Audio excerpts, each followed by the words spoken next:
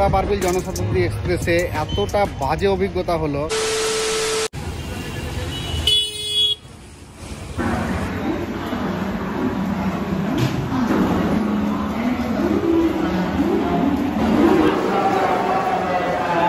এখন সময় সকাল 7:10 আর আমাদের 6:20 বারবিল জনশতাব্দী এক্সপ্রেস এতক্ষণে দিয়েছে 19 নম্বর প্ল্যাটফর্মে।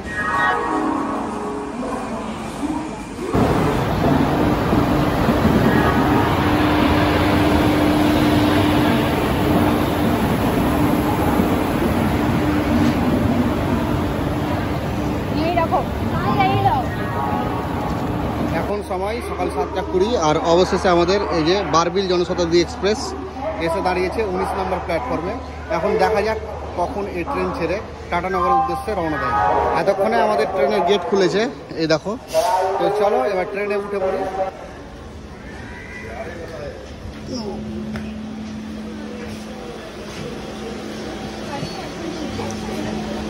এটা নাকি আমাদের কোনটা সিট? দীর্ঘ অপেক্ষা করার পর কিন্তু এখন উঠে বসে পড়েছি ট্রেনের উপরে। আর এই হচ্ছে ভিতরে কিছুটা ভিউ, আর এই আমাদের সিট। তো হাওড়া থেকে ছাড়তেই মোটামুটি 1-1.5 ঘন্টা লেট। এখন কখন যে টাটানগর পৌঁছাবে তার ঠিক নেই। অবশেষে মোটামুটি 1.5 ঘন্টা মতো লেট করার পর এতক্ষণে ট্রেন ছেড়েছে, এই দেখো।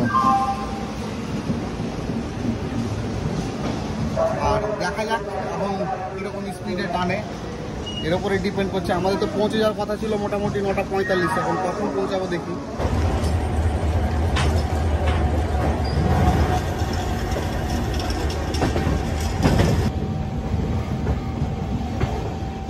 এই বারবিল জনশতাব্দী এক্সপ্রেস এই হাওড়া থেকে ছেড়ে এরপরে যাবে খড়গপুর, আর খড়গপুর থেকে ঘাটশিলা, আর তারপরেই কিন্তু টাটানগর স্টেশন। আর সেই টাটানগর স্টেশনে কিন্তু আমরা নেমে পড়বো। আমাদের টাইম ছিল মোটামুটি 9:45, কিন্তু যেহেতু ট্রেনটা এখান থেকেই লেটে ছাড়লো তার জন্য কিন্তু আমাদের টাইমটা এখন দেখাচ্ছে 10:30। তো দেখা যাক কখন আমরা সেই টাটানগরে ঢুকি। তো চলো এবার আমরা খড়গপুরের উদ্দেশ্যে রওনা দিই।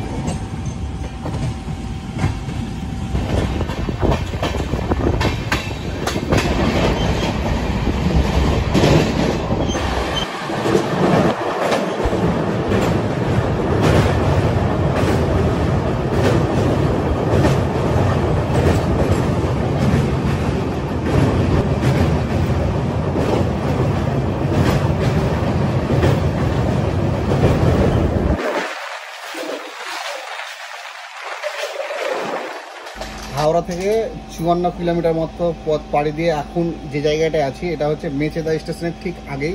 আর এই জায়গায় দেখো একটা সিমেন্ট কারখানা আছে, ওই দেখো। আর এই জায়গায় হেভি কিন্তু জায়গাটা। আর এরপরে কিন্তু আমরা এখন যাব মেচেদা, কিন্তু মেচেদাতে ট্রেনটা ধরবে না।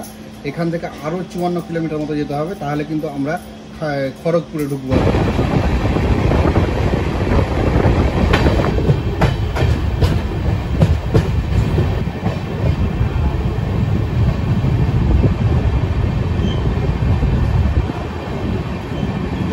হাওড়া থেকে তো মেচেদা পর্যন্ত চলে এলাম। তো এই যে পথটা আছে না, এই পথটা কিন্তু ট্রেনটা দারুণ টেনেছে, মোটামুটি গতি 105-6 কিন্তু ছিল। সকালবেলা লুচি ছাড়া কিছু খাওয়া হয়নি, তো ট্রেনে উঠেই মোটামুটি মেচেদা ক্রস করলাম আর নিয়ে নিয়েছি 1 কাপ কফি। 10 টাকা দাম নিল। কফিটা খাই দেখি। কফির মতোই ব্যাপার হচ্ছে, কফিটা অর্ধেক কাপ একটু, সেই জন্য একটু মনটা খারাপ হলো আর কি। কাপটা ভর্তি করে দিতে পারতো।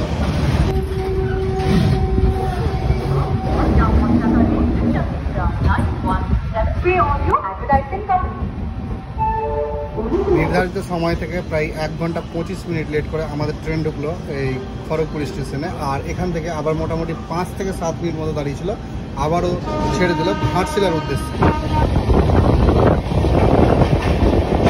হাওড়া থেকে খড়গপুরের দূরত্ব ছিল মোটামুটি 114 কিলোমিটার, আর এই খড়গপুর থেকে ঘাটশিলার দূরত্ব হচ্ছে 98 কিলোমিটার। এবার দেখার বিষয় হচ্ছে এই 98 কিলোমিটার পথ যেতে এই জনশতাব্দী এক্সপ্রেস কতক্ষণ সময় লাগায়।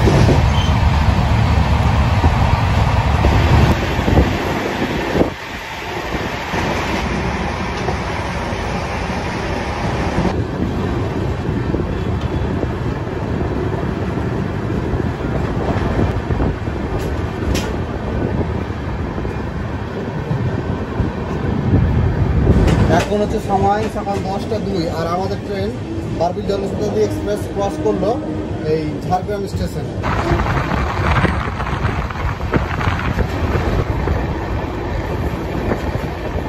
ঝাড়গ্রাম থেকে এখনো মোটামুটি 60 কিলোমিটার বাকি আছে ঘাটশিলা পৌঁছাতে।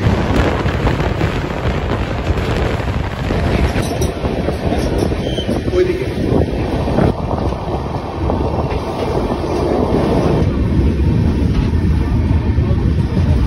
মাত্র 1 ঘন্টা 5 মিনিটে দীর্ঘ 90 কিলোমিটার পথ পাড়ি দিয়ে এখন আমরা চলে এসেছি ঘাটশিলা। মানে 90 কিলোমিটার বলতে খড়গপুর থেকে এই ঘাটশিলার দূরত্ব হচ্ছে 90 কিলোমিটার। আর এই ঘাটশিলার পরবর্তী স্টপেজ মানে আমরা যেখানে নামবো আর কি সেটা হচ্ছে টাটানগর স্টপেজ।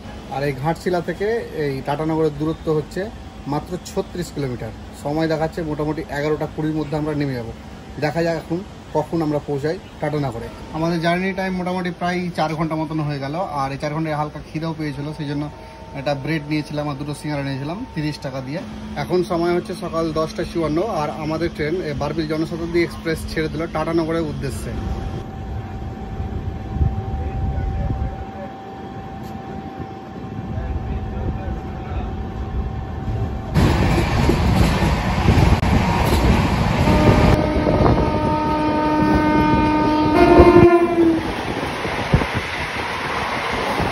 টাটানগর স্টেশন থেকে প্রায় 5.5 কিলোমিটার কি 6 কিলোমিটার আগে মোটামুটি এই জায়গাটায় ট্রেনটা দাঁড়িয়ে আছে।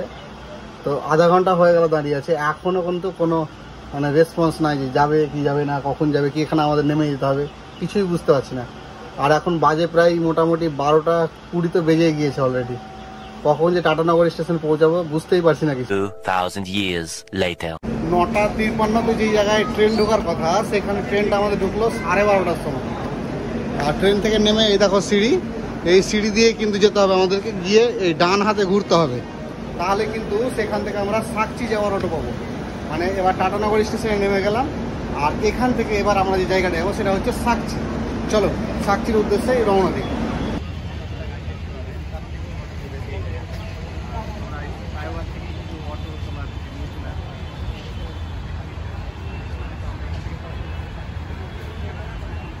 ফাইনালি স্টেশন থেকে বেরিয়ে পড়েছি আর এই দেখো এই হচ্ছে টাটানগর স্টেশনের বাইরের অংশ।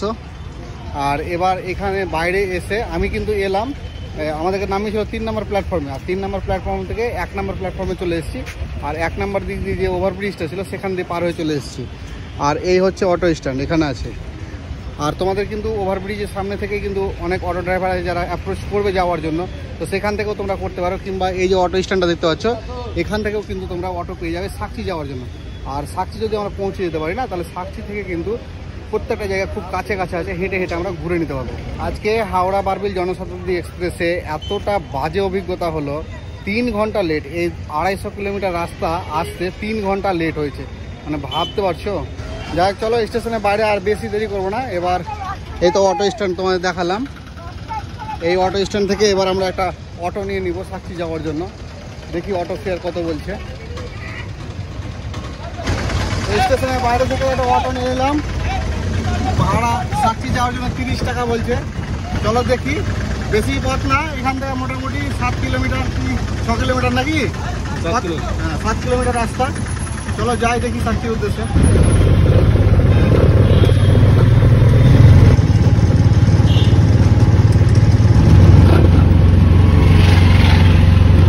মাত্র 30 টাকা ভাড়ার বিনিময়ে 15 থেকে 16 মিনিট সময় লাগলো টাটানগর স্টেশন থেকে। আমি এখন চলে এসেছি সাকচিতে। আর এই সাকচিতে এসে এবার এই সাকচির কাছ থেকেই কিন্তু আমরা সমস্ত জায়গাগুলো ভিজিট করব। মানে যে সমস্ত টুরিস্ট স্পটগুলি আছে প্রত্যেকটাই কিন্তু এই সাকচি কেন্দ্রিক। আর সাকচি থেকে পায়ে হেঁটেই সে সমস্ত জায়গাগুলো আমরা ঘুরে নিতে পারবো।